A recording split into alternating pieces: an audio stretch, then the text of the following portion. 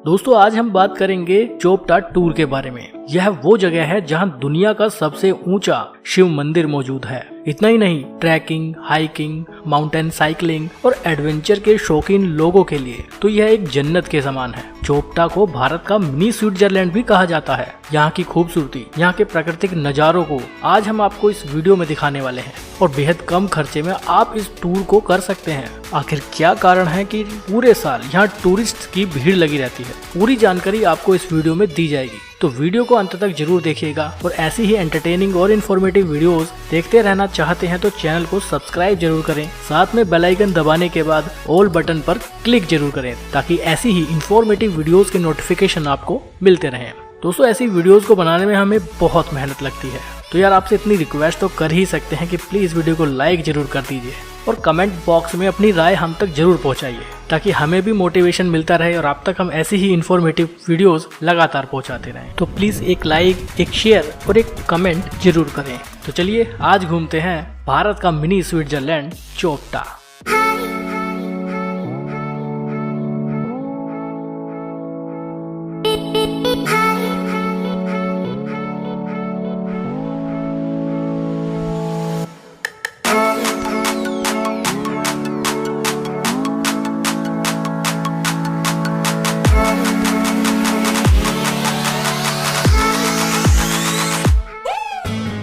दोस्तों चोपटा उत्तराखंड के गढ़वाल रीजन में रुद्रप्रयाग जिले में स्थित एक छोटा सा शहर है। लेकिन जब आप गूगल मैप पर देखेंगे तो रुद्रप्रयाग जिले में 2 चोपटा देखने के लिए मिलते हैं। इस वीडियो में मैं बात करने वाला हूँ चोपटा मिनी स्विट्जरलैंड के बारे में।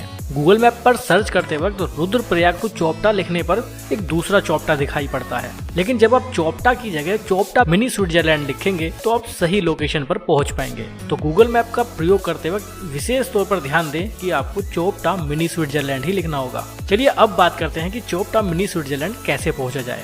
अगर आप बाई फ्लाइट आना चाहते हैं तो यहाँ का नजदीकी एयरपोर्ट देहरादून में ही स्थित है। देहरादून एयरपोर्ट से चोपटा तक की बीच की दूरी 223 किलोमीटर है। अगर आप बाई ट्रेन आना चाहते हैं तो नियरेस्ट जो रेलवे स्टेशन है वो हरिद्वार, ऋषिकेश या कोटद्वार में स्थित है। हरिद्वार रेलवे स्टेशन से 229 किलोमीटर की दूरी पर स्थित है। ऋषिकेश रेलवे स्टेशन से चोपटा 209 किलोमीटर की डिस्टेंस पर स्थित है। वहीं कोटद्वार रेलवे स्टेशन से 232 किलोमीटर के डिस्टेंस पर स्थित है। आप अपनी सुविधा के अनुसार किसी भी रेल मार्ग के थ्रू इन सभी शहरों में पहुंच सकते हैं। बाकी ये सारी दूरी आपको बाय रोड ही तय करनी पड़ेगी। चलिए तो बाय रोड ही देखते हैं कि हमें चोपटा मिनी स्विट्जरलैंड आखिर पहुंचना कैसे है। अगर आप हरिद्वार ऋषिकेश साइड से आते हैं तो यही एक मुख्य मार्ग है चोपटा मिनी स्विट्जरलैंड तक पहुंचने का। हरिद्वार से कुछ डायरेक्ट बसेस चलती हैं जो वाया ऊखीमठ होते हुए गोपेश्वर तक जाती हैं। वो आपको direct Chopta mini Switzerland drop करेंगी। आप चाहें तो हरिद्वार से रुद्रप्रयाग और रुद्रप्रयाग से गोपेश्वर जाने वाली बसेस को यूज कर सकते हैं। आप शेयर टैक्सी से भी आ सकते हैं। आप चाहें तो अपनी पर्सनल टैक्सी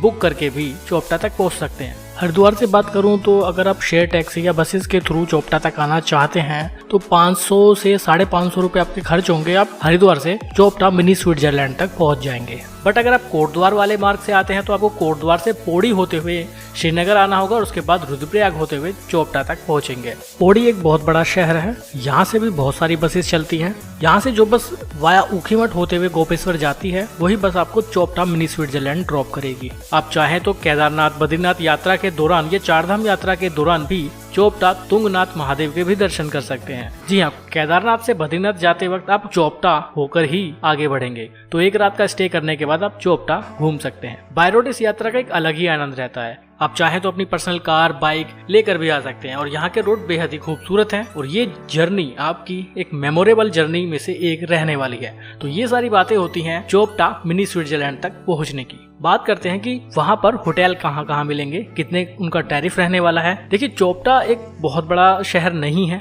एक छोटा सा गांव है। यहाँ पर होटल की स्टार्टिंग 700-800 रुपए से हो जाती है। रोड साइडेड ही पार्किंग है जो पूरी तरह से फ्री है। यहाँ के वेदर की बात करते हैं तो बहुत ठंडा यहाँ का वेदर रहता है। ठंडा ही नहीं बल्कि बहुत ज्यादा ठंडा यहाँ का वेदर रहता है जो पूरे साल ऐसा ही बना रहता है। तो जब भी आप यहाँ आए, किसी भी महीने में आए, लेकिन गर्म कपड़े साथ में जरूर लेकर आए। अच्छा एक बात आपको मैं और बता दूं, यहाँ जो दुनिया का सबसे ऊंचा शिव मंदिर तुंगनाथ महादेव का वो मई महीने में ही ओपन होता है और दीपावली तक खुला रहता है। लेकिन इसके बावजूद भी यहाँ पूरे साल टूरिस्ट आते हैं। ट्रैकिंग, हाइकिंग के शौकीन टूरिस्ट यहाँ पूरे साल आते हैं। यहाँ हर महीने में आने का एक अलग ही मजा है।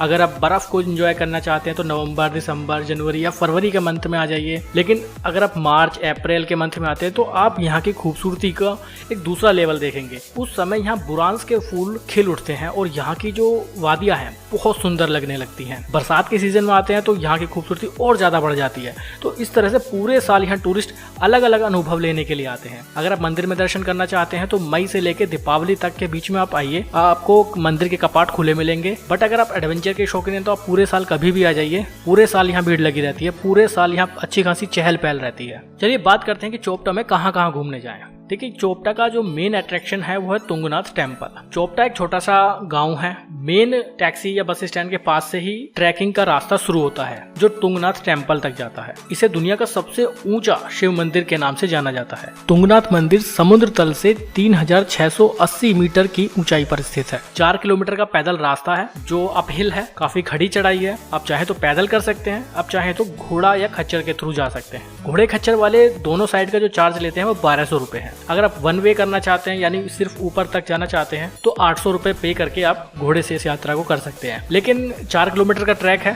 टफ है लेकिन छोटा है, तो आप पैदल भी इसको आसानी से कर सकते हैं। धीरे धीरे जाइए, रुकते रुकते जाइए और चोपटा की खूबसूरत वादियों को एंजॉय करते हुए आराम से ट्रैक को 3-4 घंटे में आप कंप्लीट कर लेंगे। बाकी आपकी स्पीड और स्टेमिना पर डिपेंड करता है कि आप कितना फास्ट ट्रैक कर पाते हैं। लेकिन मेरा मानना है कि जितना ज्यादा स्टे करेंगे, जितना ज्यादा रुक रुक कर इस ट्रैक को पूरा करेंगे, उतना ज्यादा चोपटा की खूबसूरत वादियों को आप एंजॉय कर पाएंगे। इसके अलावा 2009 में यहाँ पर टिकट का एक नियम लागू किया गया था जिसमें टिकट चार्ज एक व्यक्ति का 150 रुपए रखा गया था। अगर आपके पास प्रोफेशनल वीडियो कैमरा है तो उसके लिए अलग से 50 रुपए का टिकट लेना पड़ता था। लेकिन अब यहाँ कोई टिकट नहीं लगता है। ये टिकट केदारनाथ वन्य जीव अभ्यारण्य यानी केदारनाथ वाइल्ड लाइफ सेंचुरी की ओर से लिया जाता था, क्योंकि चोपटा पूरा शहर और तुंगनाथ मंदिर ये सभी पूरा area Kedarnath wild life sanctuary के अंडर में आता है। यहाँ पर कैंपिंग के लिए भी अलग से चार्ज लिया जाता था। अगर आप अपना कैंप लगाना चाहते हैं तो उसके लिए आपको अलग से पे करना पड़ता था। लेकिन अब यहाँ पर कोई भी टिकट नहीं लिया जाता है। 4 किलोमीटर का यह ट्रैक बहुत सुंदर है। मार्च के बाद तो यहाँ बुरांस के फूल खिलने के कारण यहाँ की खूबसूरती में मानो 4 चांद लग जाते हैं। बुरांस के फूल बेहद खूबसूरत रहते हैं। रेड कलर के, पिंक कलर के ये खूबसूरत फूल यहाँ की वादियों को और भी ज्यादा खूबसूरत बना देते हैं। पूरा ट्रैक पहाड़ी पत्थरों से तैयार किया गया है। ट्रैक की चौड़ाई ज्यादा नहीं है और पूरी तरह से अपहिल है,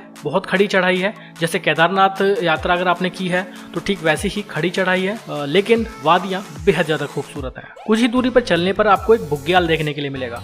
बुग्याल उस जगह को कहते हैं जहां घास का हरा हरा मैदान आप देख पाएंगे। ये जगह बेहद खूबसूरत है। यहाँ आप कुछ देर विश्राम कर सकते हैं, साथ साथ प्रकृति के खूबसूरत नजारों को भी निहार सकते हैं। हम जब गए थे तो हमने यहाँ 1 घंटा विश्राम किया और आसपास के नज़ारों को भी एंजॉय किया। लेकिन अगर आप दिसंबर या जनवरी या फरवरी के मंथ में आते हैं तो आप इस जगह कदम नहीं रख पाएंगे, क्योंकि पूरी ही यह बुग्याल 3-4 फुट तक बर्फ से कवर हो जाती है, जिसपे चलना काफी ज्यादा रिस्की हो सकता है। लेकिन मार्च के बाद अक्टूबर नवंबर तक आपको पूरी तरह से यहाँ हरा भरा घास का मैदान देखने के लिए मिलेगा। यहाँ पर एक छोटा सा ढाबा भी मौजूद है, आप चाहें तो थोड़ा बहुत चाय नाश्ता यहाँ कर सकते हैं। इसके बाद आप धीरे धीरे चलते रहिए, नेचर को एंजॉय करते रहिए। अच्छा, इस 4 किलोमीटर के ट्रैक में जो हम व्यूज देखते हैं वो अल्टीमेट है, वो शायद हम कहीं और नहीं देख पाते हैं। एक साइड में एल्पाइन के ट्री, एक साइड में गगनचुंबी हिमालय पर्वत, बहुत अच्छा अनुभव रहता है। और साथ में बहुत ठंडा वेदर और वाइल्ड लाइफ सेंचुरी होने के कारण यहाँ पर बहुत सारे पक्षियों के चहचहाने की आवाज आती रहती है। बहुत पीसफुल जगह है। ये 4 किलोमीटर का ट्रैक आपकी लाइफ का बेहद खास एक्सपीरियंस आपको देने वाला है। जैसे ही आप मंदिर के आसपास के क्षेत्र में पहुंचेंगे तो मंदिर से थोड़ा पहले बाईं ओर एक कुंड मौजूद है। फिलहाल इस कुंड में पानी नहीं है। थोड़ा आगे आते ही तुंगनाथ मंदिर का मुख्य द्वार हमें देखने के लिए मिलेगा। मंदिर बेहद ही खूबसूरत है। तुंगनाथ महादेव मंदिर 5000 साल पुराना है, जो 3680 मीटर की ऊंचाई पर स्थित है। इस मंदिर का इतिहास पांडवों से जुड़ा हुआ है। तुंगनाथ मंदिर को पंच केदार में से तृतीय केदार कहा जाता है। यहाँ भगवान शिव के हम भुजाओं और हृदय के दर्शन करते हैं।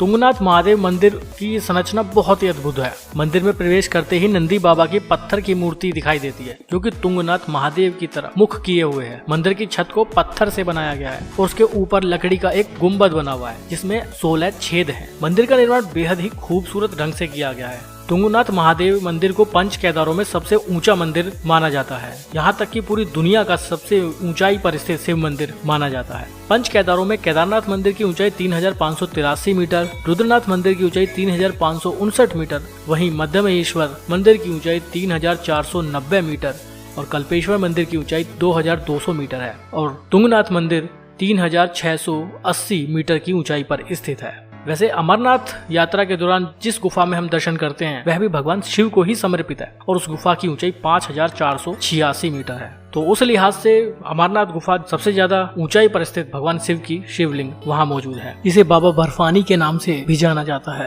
लेकिन बावजूद इसके तुंगनाथ मंदिर को सबसे ऊंचा शिव मंदिर क्यों कहा जाता है, अगर आप इस बारे में जानते हैं तो हमें कमेंट बॉक्स में जरूर बताइएगा। तुंगनाथ मंदिर में आप दर्शन करिए, उसके बाद बराबर में ही भैरव बाबा का मंदिर है, वहां भी आप दर्शन जरूर करिएगा। तुंगनाथ मंदिर की परिक्रमा करने के बाद आप दर्शन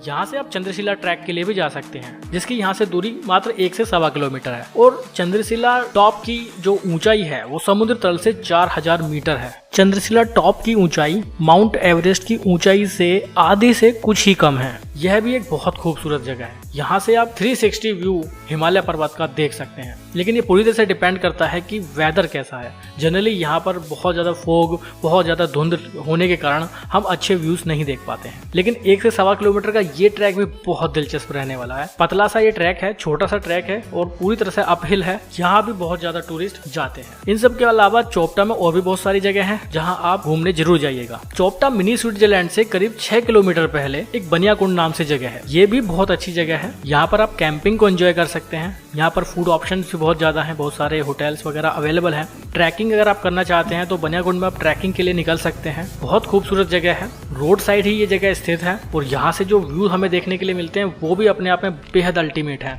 अगर आप यहाँ स्टे नहीं भी करना चाहते हैं तो 1 घंटा आपको यहाँ जरूर बिताना चाहिए। ऊखीमठ से चोपटा मिनी स्विट्जरलैंड के बीच में ही ये जगह पड़ती है और चोपटा से मात्र 5 से 6 किलोमीटर पहले बनियाकुंड मौजूद है। तो यहाँ आप जरूर कुछ देर रुकिएगा। इसके अलावा एक दुग्गल बिट्टा भी एक जगह पड़ती है जो 6.8 किलोमीटर चोपटा से पहले स्थित है। यहाँ आप ऑर्गेनिक हिमालयन विलेज को एंजॉय कर सकते हैं। यहाँ पर आपको हरे भरे बुग्याल देखने के लिए मिलेंगे। यहाँ बहुत सारे रिजॉर्ट्स भी अवेलेबल हैं। चोपटा के सबसे ज्यादा रिजॉर्ट दुग्गल बिट्टा में ही हमें देखने के लिए मिलते हैं। यहाँ पर सारी एडवेंचर एक्टिविटी आप कर सकते हैं, जैसे माउंटेन साइकिलिंग आप यहाँ एंजॉय कर सकते हैं, हाइकिंग, ट्रैकिंग और भी बहुत सारी एडवेंचर एक्टिविटीज को आप यहाँ पर एंजॉय कर पाएंगे। यही वो जगह है जहाँ सबसे ज्यादा एडवेंचर एक्टिविटीज कराई जाती हैं। इन सबसे पहले ऊखीमठ आप जरूर रुकिएगा जो चोपटा से 30 किलोमीटर पहले स्थित है। यहाँ पर ओंकारेश्वर मंदिर है जिसे शीतकालीन केदारनाथ मंदिर के नाम से भी जाना जाता है। सर्दियों में जब केदारनाथ धाम के कपाट बंद हो जाते हैं तो वहाँ से केदारनाथ बाबा की डोली को ऊखीमठ में ही ओंकारेश्वर मंदिर में स्थापित किया जाता है। सर्दियों में 6 महीने यहीं पर ही उनकी पूजा अर्चना की जाती है। तो अगर आप सर्दियों के मौसम में यहाँ पर मौजूद हैं या केदारनाथ कपाट खुलने से पहले बंद होने के बाद आप यहाँ मौजूद हैं तो आप यहाँ पर केदारनाथ बाबा के भी दर्शन कर सकते हैं। इन सब के अलावा देवरिया ताल एक जगह है जो चोपटा से 23 किलोमीटर पहले ही रास्ते में पड़ जाता है। रास्ते में एक कट पड़ता है जिसे सारी देवरिया ताल रोड नाम से जाना जाता है। यहाँ से 3.5 किलोमीटर ऊपर की ओर सारी विलेज है, जहाँ से 2 से 2.5 किलोमीटर के पैदल ट्रैक करने के बाद आप देवरिया ताल तक पहुँच सकते हैं। ये बहुत खूबसूरत जगह है। देवरिया ताल से आप चौखंबा पीक का भी बेहद खूबसूरत नजारा देख सकते हैं। ये जितनी भी साइट्स मैंने आपको बताई हैं, बनियाकुंड, दुग्गल बिट्टा, ऊखीमठ और देवरिया ताल, ये सब रुद्रप्रयाग से या फिर कह लीजिए अगस्त्यमुनि कुंड से चोपटा मिनी स्विट्जरलैंड के बीच में ही स्थित हैं। तो इन सभी जगहों को आप कवर करते हुए चोपटा तक पहुंच सकते हैं या फिर चोपटा तुंगनाथ मंदिर दर्शन करने के बाद रिटर्न आते वक्त भी आप इन सभी जगहों को कवर कर सकते हैं। यहाँ बहुत ज्यादा समय आपका नहीं खर्च होने वाला है। तो इस तरह से बहुत सारी जगह आपके पास मिल जाती है चोपटा मिनी स्विट्जरलैंड आने के बाद। इन सभी साइट्स को आप जरूर कवर कीजिएगा। एक खास बात और है कि 4 धाम यात्रा के दौरान भी आप इस खूबसूरत यात्रा को एंजॉय कर सकते हैं। केदारनाथ से बद्रीनाथ जाते वक्त, जैसा कि मैं पहले भी आपको बता चुका हूँ, आप चोपटा मिनी स्विट्जरलैंड आ सकते हैं। 1 नाइट स्टे करके आप तुंगनाथ महादेव दर्शन भी कर सकते हैं। तो ये भी एक बहुत अच्छा ऑप्शन रहता है इस यात्रा को पूरा करने का। चलिए बात करते हैं कि क्या क्या आपको साथ लेकर जाना चाहिए। देखिए, आप चोपटा तुंगनाथ महादेव दर्शन करने के लिए किसी भी महीने में आ जाइए। पूरे साल आपको गर्म कपड़े लाने ही पड़ेंगे। यहाँ का टेम्परेचर बहुत कम रहता है। अप्रैल मंथ की मैं बात करूँ तो तुंगनाथ महादेव का टेम्परेचर -5 -6 तक चला जाता है और दिन का वहाँ टेम्परेचर 10 से 12 तक रहता है। अगर रेनी सीजन में आते हैं तो रेनकोट, अम्ब्रेला भी लाना आपको मैंडेटरी होगा। इसके अलावा इसेंशियल मेडिसिन किट अपने साथ जरूर रखिएगा, क्योंकि हाई एल्टीट्यूड सिकनेस का आप शिकार हो सकते हैं। तो ऐसे में सर दर्द होना, बदन दर्द होना लाजमी है, तो पेन किलर वगैरह या इसेंशियल मेडिसिन अपने साथ जरूर रखिएगा। अगर आपको ट्रैकिंग करते वक्त थोड़ी तकलीफ होती है चलने में, तो आप स्टिक अपने साथ ले जा सकते हैं। वैसे आपको चोपटा में ही लकड़ी की स्टिक देखने के लिए मिल जाएंगे, आप चाहें तो उन्हें भी परचेज कर सकते हैं। इसके अलावा चोपटा मिनी स्विट्जरलैंड में जहां आप होटल में स्टे करेंगे, वहां पर इलेक्ट्रिसिटी का थोड़ा इश्यू रहता है। ज्यादातर इलेक्ट्रिसिटी वहां पर सोलर पैनल के थ्रू ही चलाई जाती है, तो दिन के समय वहां पर लाइट नहीं रहती है। तो हो सके तो आप अपने साथ एक्स्ट्रा पावर बैंक वगैरह रख सकते हैं अपने गैजेट्स को, अपने मोबाइल को चार्ज करने के लिए। मोबाइल नेटवर्क की बात करूं तो वहां पर कोई भी मोबाइल नेटवर्क काम नहीं करता है सिवाय जियो के। तो हो सके तो जियो का सिम अपने साथ जरूर लेके जाइएगा, क्योंकि आइडिया, एयरटेल, वोडाफोन ये कुछ भी चोपटा में काम नहीं करता है। ट्रैकिंग के लिए आप स्पेशल ट्रैकिंग शूज अपने साथ जरूर रखें, या कोई भी स्पोर्ट्स शूज आप जरूर लेके जाइएगा। नंगे पैर या स्लीपर में आप इस ट्रैक को ना करें, क्योंकि पूरी तरह से बहुत खड़ी चढ़ाई है जिसमें आपको दिक्कत हो सकती है। तो ये सब बातें होती हैं कि क्या क्या आपको साथ लेकर जाना चाहिए। इसके अलावा बात करते हैं कि कितने दिन का टूर प्लान करें। देखिए, टूर प्लान आप पर डिपेंड करता है कि आप चोपटा मिनी स्विट्जरलैंड किस समय पहुंचते हैं। अगर आप मॉर्निंग में पहुंच जाते हैं तो 1 नाइट स्टे करके भी आप पूरी जर्नी को कंप्लीट कर सकते हैं। यानी मॉर्निंग में अगर आप चोपटा पहुंचे हैं तो उस दिन आप तुंगनाथ महादेव और चंद्रशिला ट्रैक के लिए निकल सकते हैं। रिटर्न आने के बाद आप रात को चोपटा में स्टे कीजिए और नेक्स्ट डे आप रिटर्न आते वक्त बाकी सारी साइट्स को विजिट कर सकते हैं। बट अगर आप चोपटा इवनिंग में पहुंचे हैं तो नाइट स्टे आपको चोपटा में करना होगा। नेक्स्ट डे आप तुंगनाथ महादेव और चंद्रशिला ट्रैक पर जाएंगे, उसके बाद वापस उस रात भी आपको रुकना पड़ेगा। बट अगर आप जल्दी आ जाते हैं, वहां से दोपहर तक आ जाते हैं, तो आप रिटर्न हो सकते हैं। लेकिन इवनिंग में बाकी साइट्स को कवर करने में आपको दिक्कत हो सकती है। तो 2 रात का स्टे आपके लिए ज्यादा बढ़िया रहेगा, ज्यादा अच्छे से आप इंजॉय भी कर पाएंगे। चोपटा में मार्केट नहीं है, नाइट लाइफ में कुछ भी नहीं है। बहुत छोटा सा कस्बा है, बहुत छोटा सा गाँव है। बस आसपास में कुछ होटल्स हैं, ढाबे हैं और कुछ भी नहीं है। तो नाइट का कोई भी यहाँ पर आपके लिए शॉपिंग से संबंधित कुछ भी देखने के लिए नहीं मिलने वाला है। फूड ऑप्शंस यहाँ पर ज्यादा नहीं है, सभी तरह का वेजिटेरियन फूड ही आपको यहाँ पर अवेलेबल हो पाएगा। इसके अलावा यहाँ का लोकल फूड को आप एंजॉय कर सकते हैं, जिससे मंडवे के आटे की रोटी बहुत ज्यादा यहाँ पर पॉपुलर है। गढ़वाल क्षेत्र में मंडवे के आटे की रोटी का सेवन सबसे ज्यादा किया जाता है। तो हो सके तो आप यहाँ के लोकल फूड को भी चोपटा में एंजॉय जरूर करें। इसके अलावा चोपटा आने के बाद यहाँ के स्थानीय फूल बुरांस का जूस भी आप एंजॉय कर सकते हैं। हमने यहाँ पर मालूम किया 2 लीटर की जूस की बोतल 130 रुपए की है, वहीं बुरांस के फूल की 1 लीटर जूस की बोतल 70 से 75 रुपए की मिल जाती है। किसी भी शॉप से आप आसानी से उसे परचेज कर सकते हैं। बजट की बात करते हैं। देखिए, बहुत ज्यादा बजट नहीं लगने वाला, जैसे मैं स्टार्टिंग में ही बता चुका हूँ कि बेहद कम बजट में आप इस पूरे टूर को कर सकते हैं, क्योंकि इस पूरे टूर में आप भारत के मिनी स्विट्जरलैंड को एंजॉय करेंगे। दुनिया के सबसे ऊंचे शिव मंदिर तक आप जाएंगे, चौखंबा पीक, नंदा देवी पीक जैसे बड़े बड़े हिमालय पर्वत के शानदार नजारों को एंजॉय कर पाएंगे। तो उस लिहाज से जिस तरह के यहाँ पर आपको व्यूज देखने के लिए मिलने वाले हैं, जिस तरह का आप एंजॉयमेंट एडवेंचर आप यहाँ पर करने वाले हैं, तो उस हिसाब से 2500, 3000 या 4000 रुपये ही आपका यहाँ पर खर्च होगा। तो जो एक बहुत कम अमाउंट है इतनी खूबसूरत जगह को एंजॉय करने के लिए, इससे ज़्यादा आपका खर्चा नहीं होगा। डिपेंड करता है, आप शेयरिंग पे जाते हैं तो और भी कम बजट में आप पूरी टूर को इंजॉय कर सकते हैं। इसके अलावा एक चीज और ऐड करना चाहूंगा मैं कि जब अगर आप अपनी पर्सनल कार या बाइक लेकर आते हैं तो रुद्रप्रयाग से अगस्त मुनि और कुंड तक आने के बाद रास्ता कट जाता है जो चोपटा की ओर जाता है, और एक सीधा रास्ता केदारनाथ धाम की ओर निकल जाता है। तो ऐसे में जो रास्ता कुंड से चोपटा मिनी स्विट्जरलैंड तक जाता है, ये रास्ता बहुत अपहिल है, बहुत खड़ी चढ़ाई है। तो ऐसे में ड्राइविंग करते वक्त आपको बहुत एहतियात बरतनी होगी, क्योंकि रास्ते की चौड़ाई बेहद कम है और काफी खड़ी चढ़ाई है। तो ऐसे में बहुत सावधानी पूर्वक आपको ड्राइविंग करनी पड़ेगी। तो ये थी सारी जानकारी चोपटा मिनी स्विट्जरलैंड की, तुंगनाथ महादेव की, चंद्रशिला ट्रैक की और बहुत सारी अलग अलग साइट्स की, साथ में एडवेंचर एक्टिविटीज की। कैसी लगी ये जानकारी हमें कमेंट बॉक्स में जरूर से बताइएगा। आपके कमेंट का हमेशा इंतजार करता हूँ, सभी के कमेंट पढ़ता भी हूँ। तो कमेंट जरूर कीजिएगा, वीडियो को ज्यादा से ज्यादा लाइक और शेयर जरूर कीजिएगा। ऐसी ही इन्फॉर्मेटिव वीडियो आप तक लगातार पहुँचाते रहेंगे। अभी के लिए बाय, बहुत बहुत धन्यवाद।